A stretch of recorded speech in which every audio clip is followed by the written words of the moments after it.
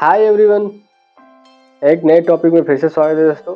आज का टॉपिक है दोस्तों मिस मेटा डेटा रीडिंग क्या होता है। दोस्तों इसके बारे में आपको पता नहीं होगा, मैं आज को आपको बता रहा हूँ दोस्तों मिस मेटा डेटा रीडिंग क्या होता है, ये क्यों आता है। तो दोस्तों सबसे पहले मैं आपको बता दूँ, आपका 3 गलती आप अपने यूट्यूब चैनल पे मत करना।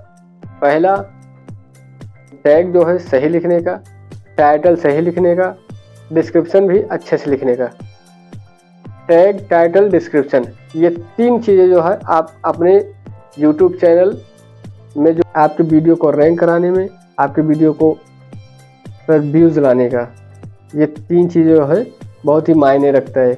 तो सबसे पहले मैं आपको बता दूं दोस्तों, अगर आप अपने टैग को अच्छे से डालोगे, जिस टॉपिक पर वीडियो है आपका उस वीडियो के टॉपिक का टैग ही डालने का, आलतू फालतू टैग अगर डालोगे तो मिस मेटा डेटा रीडिंग में आ जाएगा दोस्तों आपका चैनल। और उसके बाद जो डिस्क्रिप्शन है, डिस्क्रिप्शन में आप उसी चीज़ को बताइए जिस टॉपिक से आपका वीडियो है।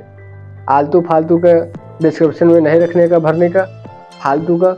उसके बाद दोस्तों आप अपने हैशटैग जो है, हैशटैग 3 लगाने का। बहुत ज़्यादा अगर आपको चुल सवार है तो दोस्तों 4 लगा दीजिए, पर आपको 3-4 से ज़्यादा नहीं लगाने का, क्योंकि ये जो है आपका channel miss Meta data reading में आ जाएगा दोस्तों। उसके बाद दोस्तों आप बता दूँ आपको, जो आपका टाइटल है, टाइटल आपको सेम नहीं लगाना है, क्योंकि बहुत से लोग होते हैं दोस्तों एक ही टैग लिखते रहते हैं। बार बार रिपीट करने से आपका चैनल जो है मिस मेटा डेटा रीडिंग में आ जाएगा दोस्तों। इससे आपको प्रॉब्लम हो सकती है, आपका एडसन नहीं एक्सेप्ट किया जाएगा दोस्तों।